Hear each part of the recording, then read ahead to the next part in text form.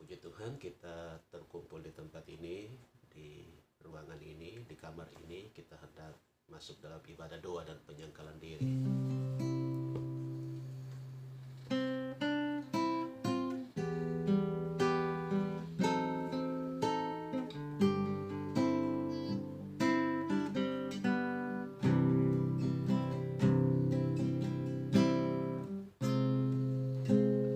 Kini saatnya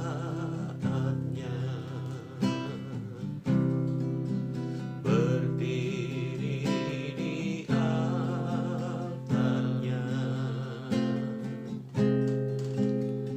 sebab Allah Maha Kudus hadir di sini.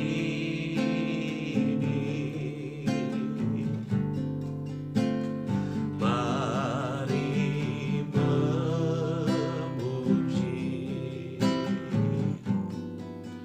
angkat tangan menyembah,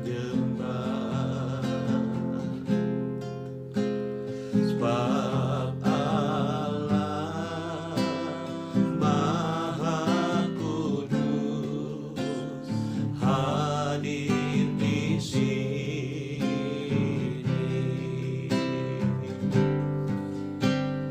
Kita masuk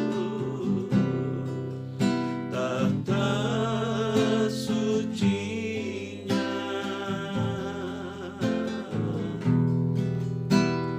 bersama para malaikat menyembah.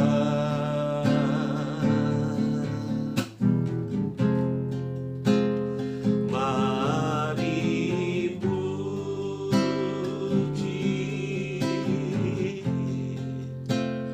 Yesusku,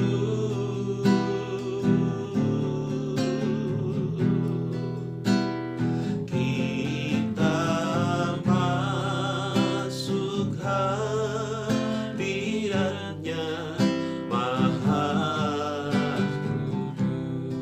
Kita masuk hadiratnya. Kita masuk hadiratnya Maha Kudus. Haleluya, haleluya, haleluya. Wakumekas kedipedula pakan terai.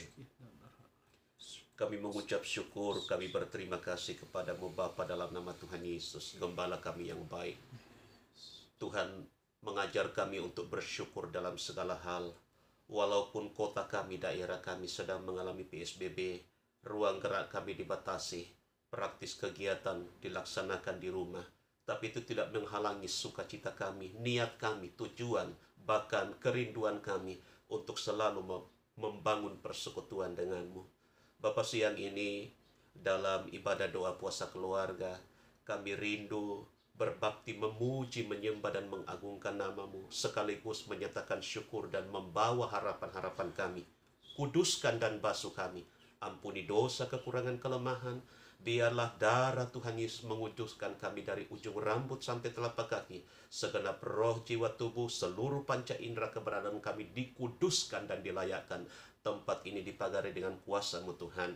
Dan kalau ada pekerjaan iblis, kuasa gelap, roh jahat yang coba mengganggu, menghalangi kami untuk beribadah lewat doa puasa keluarga di tempat ini, dalam nama Tuhan Yesus Kristus kami perintahkan dan tolak pekerjaan setan. Kau keluh darah Tuhan Yesus berkuasa. Karena bihukismi ketenai, pagar api keliling membentengi.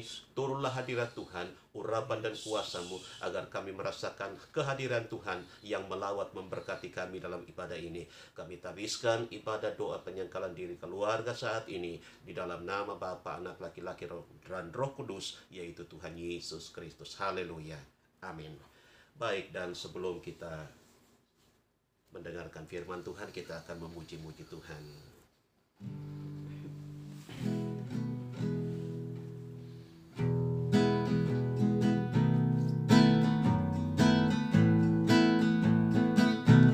Anak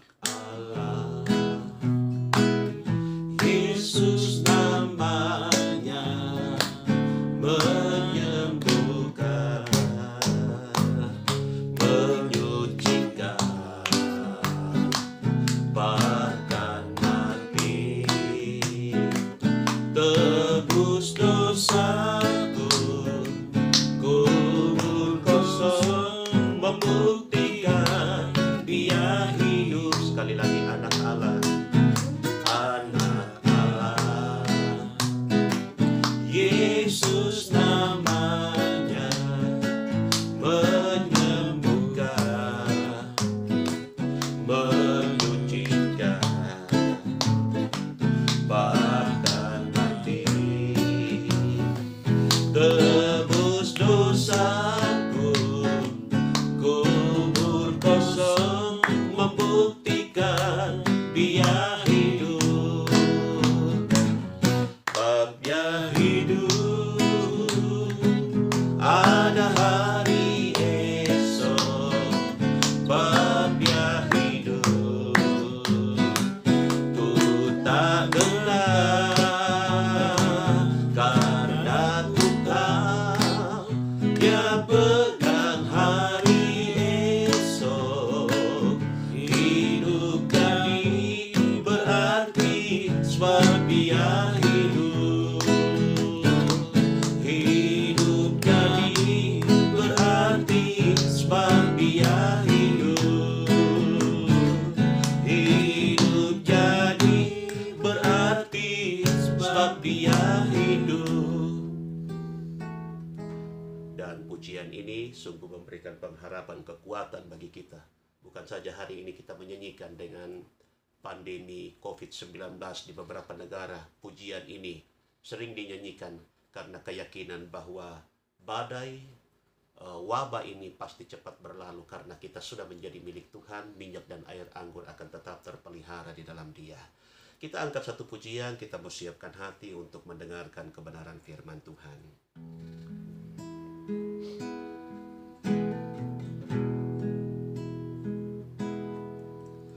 Kusiapkan hatiku Tuhan untuk dengar firman-Mu saat ini.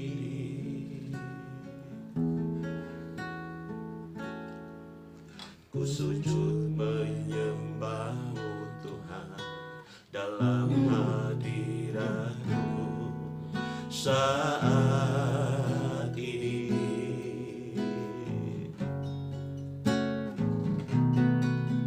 Curahkan urapan-Mu Tuhan bagi jemaat-Mu saat ini.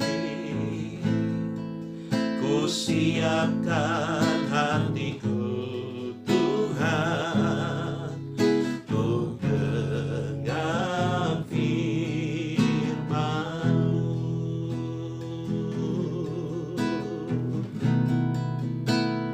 Firman-Mu Tuhan tiada berubah,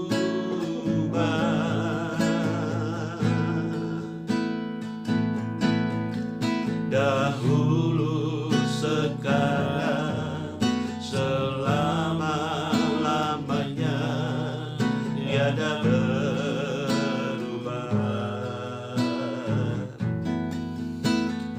Firman-Mu Tuhan penolong hidupku.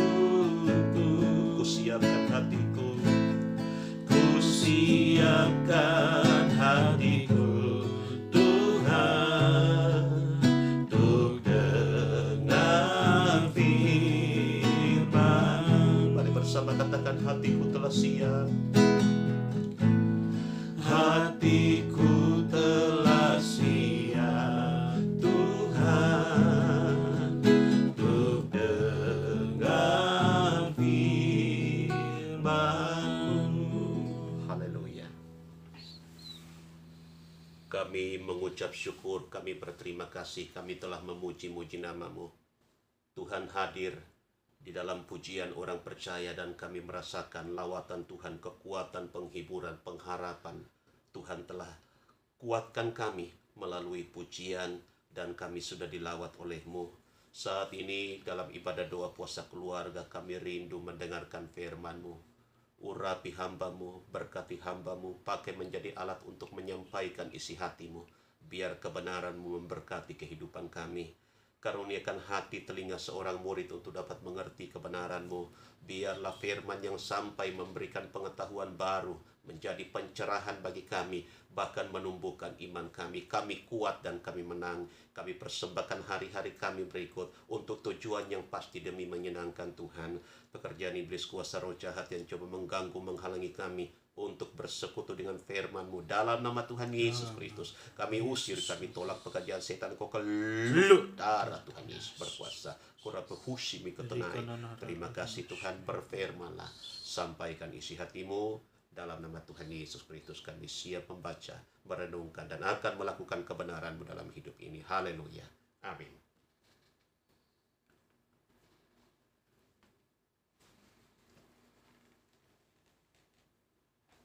Shalom. Renungan firman Tuhan dalam ibadah doa puasa keluarga terambil dalam Yoel pasal 2 ayat yang ke-12 sampai ayat yang ke-17. Demikian bunyi firman Tuhan. Tetapi sekarang juga demikianlah firman Tuhan, berbaliklah kepadaku dengan segenap hatimu, dengan berpuasa dan menangis dan mengadu. Koyakkanlah hatimu dan jangan pakaianmu. Berbaliklah kepada Tuhan Allahmu, sebab Ia pengasih dan penyayang, panjang sabar dan berlimpah kasih setia. Ia menyesal karena hukumannya. Siapa tahu, mungkin ia mau berbalik dan menyesal dan ditinggalkannya berkat, menjadi korban sajian dan korban curahan bagi Tuhan Allahmu. Tiuplah sangkakala di Sion, adakanlah puasa yang kudus, maklumkanlah perkumpulan raya, kumpulkanlah bangsa ini, kuduskanlah jemaat, himpunkanlah orang-orang tua, kumpulkanlah anak-anak, bahkan anak-anak yang menyusuh. Baiklah pengantin keluar dari kamarnya dan pengantin perempuan dari kamar tidurnya. Baiklah para imam, pelayan-pelayan Tuhan, menangis di antara balai depan dan nisbah dan berkata, sayangilah ya Tuhan umat-Mu, dan janganlah biarkan milik-Mu sendiri menjadi celah, sehingga bangsa-bangsa menyindir kepada mereka. Mengapa orang berkata di antara bangsa, di mana Allah mereka? Puji Tuhan. Kondisi kerohanian dari umat Tuhan pada zaman Nabi Yoel memang sudah diambang, bukan lagi diambang batas, tetapi seringkali hamba-hamba Tuhan memakai istilah sudah diambang keterlaluan. Sebab kalau kita tarik sejarah perjalanan bangsa Israel ketika mereka dibebaskan dari Mesir, lewat mujizat tanda heran, kita tahu ada 10 tulah yang Tuhan turunkan ke Mesir, dan dalam perjalanan selama 40 tahun mereka memang diproses, tetapi jangan lupa bahwa ada banyak mujizat tanda heran yang Tuhan nyatakan bagi kehidupan mereka. Ketika mereka masuk di tanah perjanjian, tanah yang dijanjikan Tuhan, kita tahu bahwa memang hanya 2 generasi lama yang keluar dari Mesir yang masuk, itulah Yosua dan Kaleb. Jadi selebihnya adalah generasi yang lahir di tengah jalan, dan mereka inilah yang dipimpin oleh Yosua, dibantu oleh Kaleb dan juga pemimpin-pemimpin yang lain pada waktu itu. Nah, kita tahu generasi berganti kepada generasi sampai terbentuknya kerajaan Israel bersatu, kemudian kerajaan pecah menjadi 2. Memang kondisi kerohanian umat Tuhan pada waktu itu tidak kunjung membaik. Padahal ada imam-imam, ada rohaniawan pada waktu itu yang memang diharapkan Tuhan menjadi dutanya Tuhan, perwakilan Tuhan untuk menyuarakan kebenaran. Tapi seperti yang disampaikan oleh Paulus dalam 1 Korintus pasal 10 ketika dia mengulas kembali tentang kemerosotan rohani, kondisi rohani daripada umat Tuhan, kita temukan dalam 1 Korintus pasal 10 ada 4 dosa yang berulang-ulang yang dilakukan oleh bangsa Israel, dan kita tahu bahwa itu sangat menyakiti hati Tuhan. Kewajiban tentang berpuasa itu bukan hal yang asing bagi bangsa Israel. Ada waktu-waktu tertentu mereka memang merendahkan diri, mereka berpuasa, dan ya kalau kita lihat di era perjanjian baru, memang konsep berpuasa yang doa dan puasa yang diajarkan oleh Yesus itu sangat berbeda dengan yang dilakukan orang-orang dalam perjanjian lama. yang dilakukan oleh orang-orang perjanjian lama ketika mereka menyesal, mereka berpuasa itu mereka mengganti pakaian mereka. Pakaian yang bagus-bagus itu diganti dengan pakaian karung. Ada pakaian khusus memang, kemudian mereka menyiram abu di kepala, di sekujur tubuh mereka, dan terkadang biasa ada waktu-waktu tertentu mereka itu tengkurap di tanah, mereka tengkurap di tanah untuk sekian waktu lalu sebagai tanda penyesalan di hadapan Tuhan. Nah, itu rutin mereka lakukan. Makanya kenapa Tuhan katakan di sini, koyakkanlah hatimu dan jangan pakaianmu. Jadi memang Tuhan melihat bahwa Tuhan begitu muak melihat bahwa ibadah puasa mereka itu rutin, mereka melakukan itu dengan tanda-tanda khusus yang kelihatan dari jauh bahwa mereka sedang berpuasa, tetapi hati mereka tetap hati yang lama, sikap yang lama. Itu sebabnya kalau kita perhatikan dalam kitab Yesaya pasal 58 ayat yang kelima, di situ Tuhan katakan begini, apakah ini puasa yang dikehendaki? Kamu mengganti alas lapik tidurmu. Memang sama prinsipnya bahwa memang zona nyaman mereka dikoyak pada waktu itu, kemudian mereka tunduk merendahkan hati seperti dalam Yoel pasal 2 ayat yang ke-13. Padahal sebenarnya di era perjanjian baru untuk era kita sekarang, Tuhan minta supaya hati kita yang kita koyakkan. Kenapa hati ini perlu dikoyak? Karena kita tahu bahwa sejak semula manusia sudah jatuh dalam dosa dan manusia sudah tercemar. Roma pasal 3 ayat yang ke-10, tidak ada manusia yang benar, seorang pun tiada. Semua sudah kehilangan kemuliaan Allah. Lalu kita tahu ayat yang ke 23a Roma pasal 6, di situ dikatakan upah dosa adalah maut, tetapi kasih karunia Tuhan. Nah, kita bersyukur bahwa Tuhan sudah datang 2000 tahun yang lalu. Dia sudah berkorban untuk menyelamatkan kehidupan kita, dan kita terima itu secara gratis dari Tuhan. Bagian terkecil dari upaya kita untuk membalas kasih kepada Tuhan, 1 Petrus pasal yang keempat ayat pertama dan ayat yang kedua, di situ dikatakan Kristus sudah merasai sengsara dalam secara badani, maka kita pun harus mempersenjatai diri dengan niat yang serupa. Kata mengambil bahagian seperti menanggung sengsara Kristus, partikel terkecil yang bisa kita maknai di sini adalah mengambil bagian dalam doa puasa. Untuk sekian waktu kita menahan lapar dan haus, kemudian kita bukan saja menahan lapar dan haus, tetapi sebenarnya kita harus berada dalam hadirat Tuhan.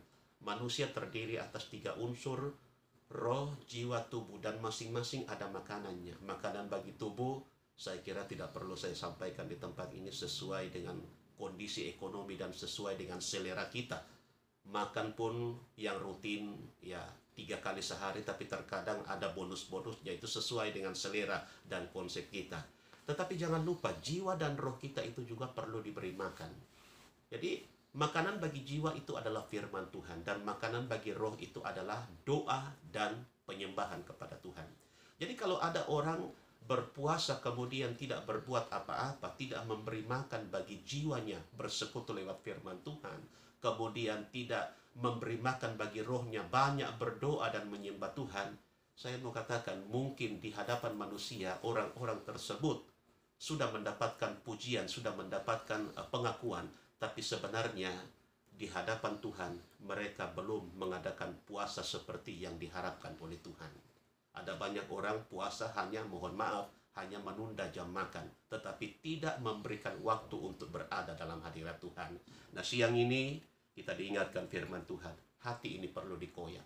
Konsep-konsep yang lama yang mungkin tertanam dalam pikiran kita sebab berbicara tentang puasa untuk hari ini, ya ini sudah hari yang kedua dari saudara-saudara kita di seberang yang berpuasa. Semua agama mengetahui ada puasa, mereka mempraktekkan puasa, tapi khusus saya berbicara untuk kita orang-orang Kristen, puasa yang dituliskan dalam kebenaran firman itu sangat beda maknanya, sangat beda harapan Tuhan dari puasa-puasa yang dilakukan oleh orang-orang lain. Untuk itu, mari melalui ayat kebenaran firman Tuhan ini, kita mengambil bahagian dalam sengsara Kristus. Kita tahu bahwa situasi lagi sulit sekarang. pandemi COVID-19 telah melanda 209 negara lebih. Ada berbagai upaya dan usaha yang dilakukan oleh pemerintah bahu-membahu bersama dengan masyarakat, kelompok-kelompok yang ada dalam negara, dalam lingkungan, bekerja bahu-membahu supaya badai ini, supaya wabah COVID-19 ini bisa berlalu. Karena lihat, sudah 1 bulan lebih, khusus untuk kita yang ada di tempat ini, sudah 1 bulan lebih, dan ini sudah hari kedua PSBB di Kota Makassar. Tentunya ini semakin membatasi ruang gerak kita. Tapi seperti yang kemarin-kemarin khotbah kita dengarkan, ini bagian dari proses yang kita alami. Orang-orang yang ingin menjadi sesuatu di depan, yang ingin dibesarkan oleh Tuhan di depan, tentunya mereka tidak akan alergi terhadap suasana padang gurun. Beberapa waktu yang lalu dalam pelayanan saya sampaikan bahwa orang-orang yang dimuliakan Tuhan di kemudian hari masuk dalam pelayanan, mereka itu tidak alergi, tidak asing dengan suasana padang gurun. Ini sama dengan proses penyengkalan diri. Partikel terkecil yang saya katakan tadi, doa puasa. Kita mulai menyebutkan tentang Musa. Musa 40 tahun dia harus bergumul di padang gurun, menjadi gembala kambing domba mertuanya Yitro. Tidak mudah untuk melakoni kegiatan yang sifatnya rutin selama 40 tahun. Dari seorang yang tadinya sudah diadopsi oleh putri Firaun, kita tahu bahwa satu status yang luar biasa sebagai bangsawan pada waktu itu, tiba-tiba dia harus tanggalkan dan dia harus pergi ke padang gurun Midian. Kemudian di situ dia harus melakoni hari-harinya selama 40 tahun. Tapi lihatlah hasilnya. Ada titik balik ketika dia bertemu dengan Tuhan di sebuah semak belukar yang terbakar dengan api di kaki Gunung Horeb, dan itulah awal titik balik di mana dia dipakai oleh Tuhan.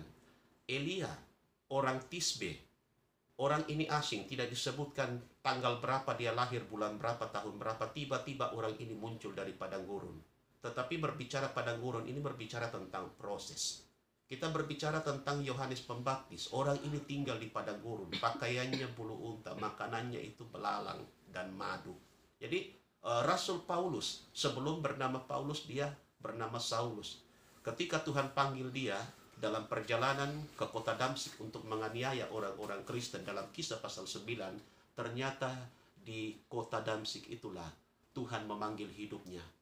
Apakah itu menjadi titik balik? Belum, sebab itu baru langkah pertama. Sesudah itu, dia mengambil keputusan untuk dibaptis. Sesudah dia ditumpang tangan oleh hamba Tuhan Ananias, dia penuh dengan Roh Kudus, dan Roh Tuhan membawa dia ke padang gurun Arad selama 3 tahun.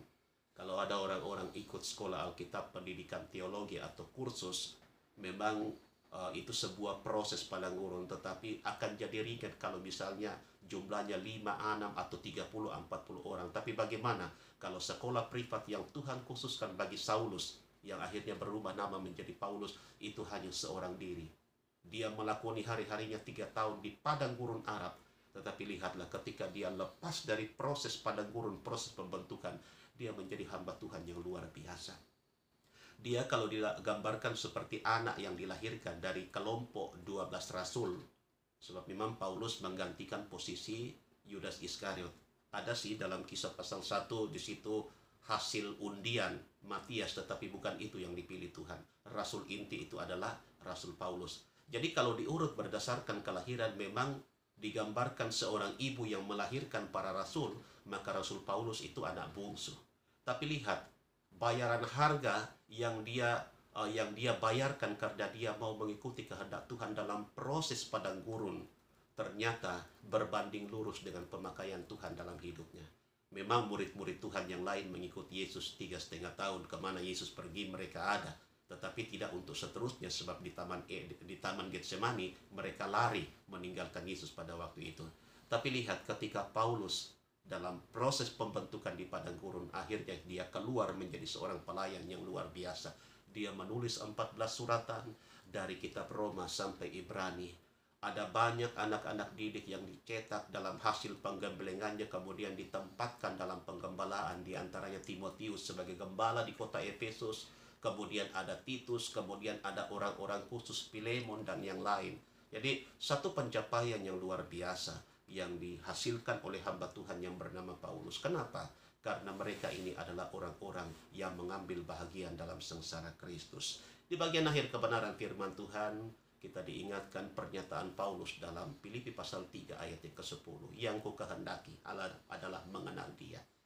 Dalam penderitaannya, di mana aku menjadi serupa dengan Kristus dalam kematian dan kebangkitan. Ya, orang-orang Kristen yang ingin dimuliakan oleh Tuhan, mereka tidak akan alergi dengan suasana padang gurun.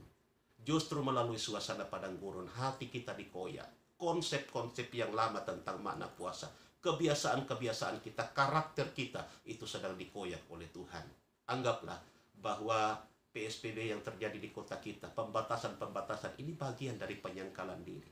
Kalau dulu mungkin kita bebas kemana, ke tempat rekreasi, ke mall, dan seterusnya, maka saat ini kita memang disuruh untuk di rumah saja. Maksudnya apa? Supaya tidak buat apa-apa? Bukan. Tetapi supaya kita perbanyak waktu dalam hadirat Tuhan.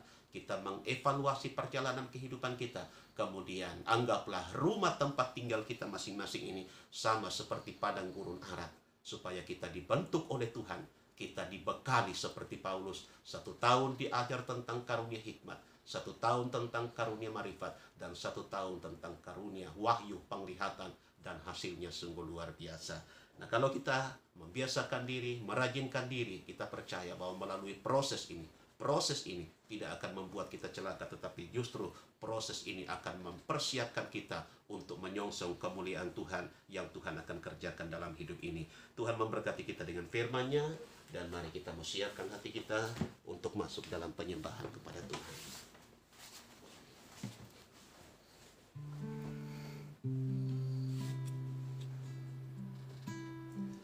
Kita nyanyikan pujian ini, dan di akhir pujian ini hambanya Yos berdoa, kita masuk dalam penyembahan. Bila kau izinkan sesuatu terjadi, ku percaya semua untuk kebaikanku. Bila nanti telah tiba waktumu, ku percaya kuasa-Mu memulihkan hidupku. Waktu Tuhan pasti yang terbaik, walau kadang tak mudah dimengerti. Lewati cobaan, ku tetap percaya waktu Tuhan pasti yang terbaik. Lewati cobaan, ku tetap percaya waktu Tuhan pasti yang terbaik. Haleluya, haleluya, haleluya. Narikinan alhainana ya inaska. Bapa kami dalam kerajaan surga, kami mengucap syukur Tuhan. Saat ini kami masih boleh bersekutu, masuk dalam hadirat-Mu, merasakan hadirat-Mu Tuhan dalam hidup kami. Kami mengucap syukur Tuhan. Saat ini kami telah selesai mendengarkan kebenaran firman. Urapi hamba-Mu yang sudah Kau pakai untuk menyampaikan firman. Urapi kami semua Tuhan. Bapa, setelah kami selesai mendengarkan firman-Mu, hati kami rindu Tuhan untuk menyembah-Mu dalam roh dan kebenaran. Sucikan kami, kuduskan kami, ampuni segala salah dan dosa yang kami perbuat Tuhan. Biar kami berlayak masuk lebih dalam hadirat-Mu. Kalau ada kuasa gelap, iblis, setan, roh-roh jahat yang mau mengganggu, membuat kami tidak konsentrasi dalam menyembah-Mu, dalam nama Tuhan Yesus. Kuasa gelap, iblis, setan, roh jahat kami tolak. Keluar pergi. Darah Tuhan Yesus yang berkuasa. Narakilanan hayarana lahai kehinaskai. Terima kasih Tuhan, terpuji-pujilah nama-Mu Bapa. Sempurnakan penyembahan kami Tuhan. Dalam nama Tuhan Yesus Kristus kami sudah berdoa. Haleluya. Amin. Mari kita berlutut yang baik. Kita hormati kehadiran Tuhan, kita mau menyembah Dia. Yesus terlebih besar.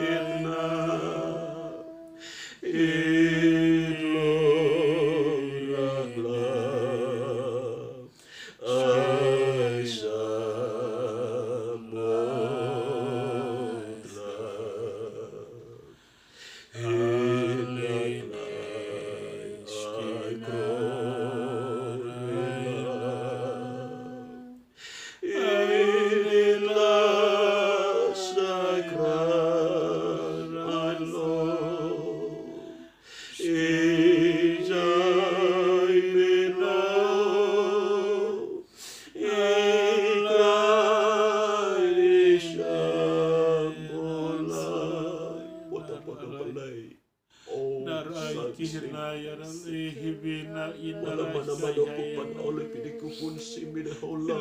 ya ralekin ayana Haleluya. ini harkina na ya ralaya harali Tanah bidang tanah labisa. kina ya ralaikin ayan aralhana Manapakunda pendidik kupon sinahatun kiraina sana na lagi ayin lekin terus. Aram malamala kunta na hasin na binila.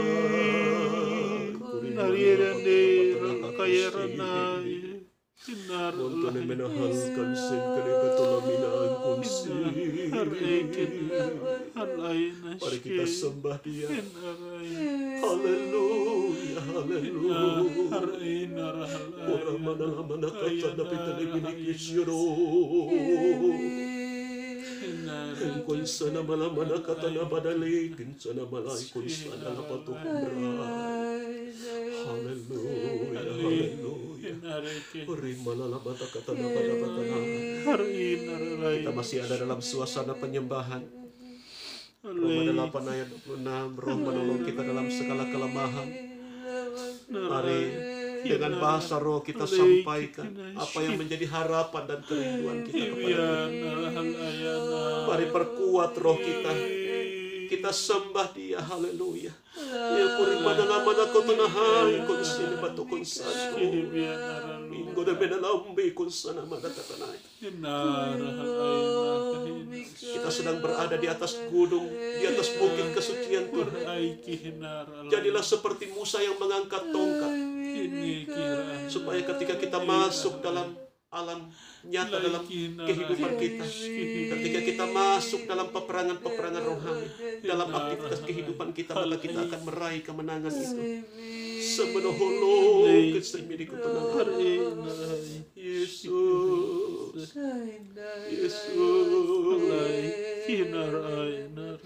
Tadi kosino mo, hindi ka tumili. Orme kita hutinis na mo ko tanay. Glory, hallelujah. Glory, hallelujah. Glory, hallelujah. Terima kasih Bapa. Terima kasih Yesus. Terima kasih Roh Kudus. Terpujilah namamu Tuhan Yesus. Terima kasih. Penyembahan dan doa-doa pribadi selesai. Mari kita mau siapkan hati kita untuk masuk dalam doa syafaat. Kita angkat pujian ini dan nanti Mama Yosua berdoa untuk masuk dalam doa syafaat.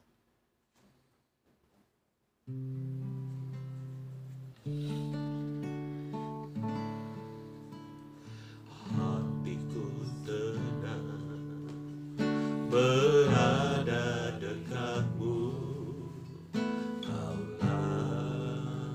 Jawaban hidup. Hatiku tenang berada dekatmu. Kau yang pelihara hidupku.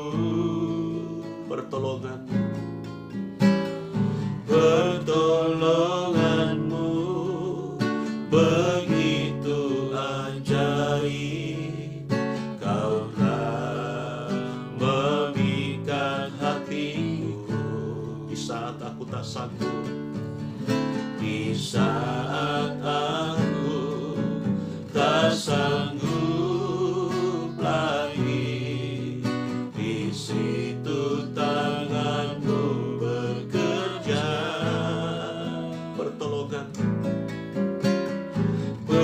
Pertolonganmu begitu ajaib. Kau telah memikat hatiku. Kini mataku tertuju padamu. Ku rasakan kasih-Mu Tuhan. Kini mataku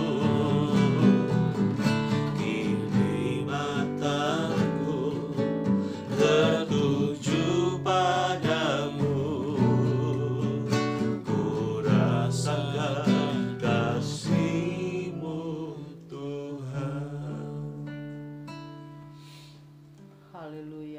Haleluya, haleluya. Haleluya. Segala puji, hormat, kemuliaan hanya bagi-Mu Bapa di surga. Amin. Bapa, dalam nama Tuhan Yesus Kristus, kami naikkan pujian syukur. Terima kasih Bapa buat segala kebaikan, kemurahan Tuhan dalam hidup kami. Buat pemeliharaan Tuhan, perlindungan Tuhan, berkat-berkat Tuhan yang senantiasa melimpah dalam hidup kami. Terima kasih Bapa, terima kasih Tuhan. Kami bersyukur buat kesempatan indah siang ini Tuhan berikan bagi kami, sehingga kami masih boleh beribadah kepadamu. Terima kasih Bapa, terima kasih Tuhan. Bapa di sorga, kami berdoa buat seluruh sidang jemaat-Mu, hamba-hamba-Mu, kaum keluarga kami, dimanapun mereka berada Tuhan. Tuhan tetap menjaga, memelihara, memberkati mereka. Amin. Tuhan cukupkan segala kebutuhan, keperluan mereka Tuhan. Walaupun dalam keadaan wabah di bangsa kami dan di seluruh dunia Tuhan, namun biarlah Tuhan tetap menjaga, memelihara akan umat-umat ketebusan-Mu. Benar, Tuhan. Terima kasih Bapa, terima kasih Tuhan. Kalau ada anak-anak-Mu yang sakit, hamba-hamba-Mu, kaum keluarga kami yang sakit dimanapun berada, Tuhan jamah sembuhkan mereka Bapa. Pulihkan kekuatan, kesehatan mereka. Terima kasih Bapa, terima kasih Tuhan. Kami berdoa buat bangsa negara kami. Haleluya. Tuhan lindungi bangsa kami. Mampukan bangsa kami melalui wabah ini Tuhan. Haleluya. Sehingga wabah ini boleh segera berlalu Tuhan, dan bangsa kami boleh tetap tegak berdiri. Haleluya. Karena pertolongan Tuhan. Biarlah bangsa kami mampu menghadapi wabah ini Tuhan. Haleluya. Berikan hikmat, akal budi, kebijaksanaan bagi pemimpin-pemimpin bangsa kami. Mulai dari Bapak Presiden, Gubernur, Wali Kota, Bupati, Kepala Desa, Camat. Tuhan, berikan hikmat bagi mereka.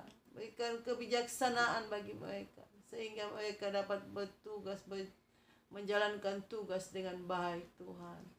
Apapun yang mereka putuskan itu semua berasal dari Tuhan. Haleluya. Terima kasih Bapa, terima kasih Tuhan.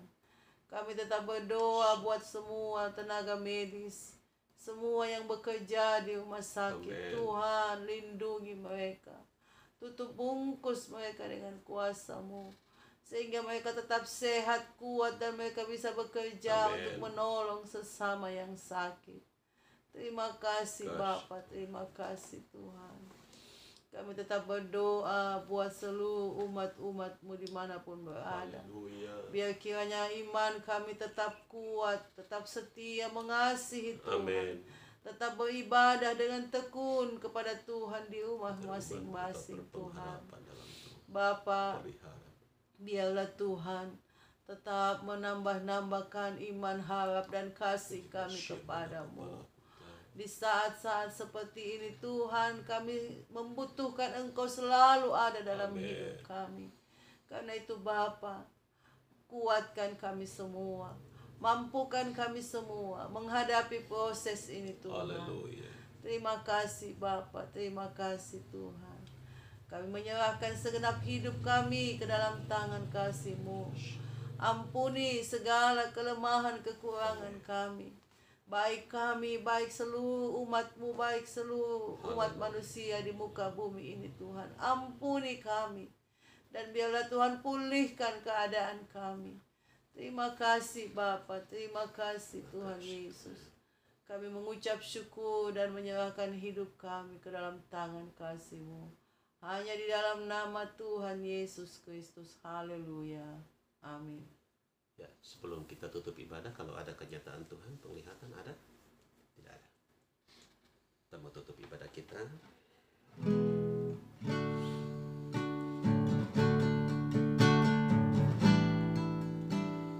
Kiranya Engkau memberkati aku melimpah-limpah, dan memperluas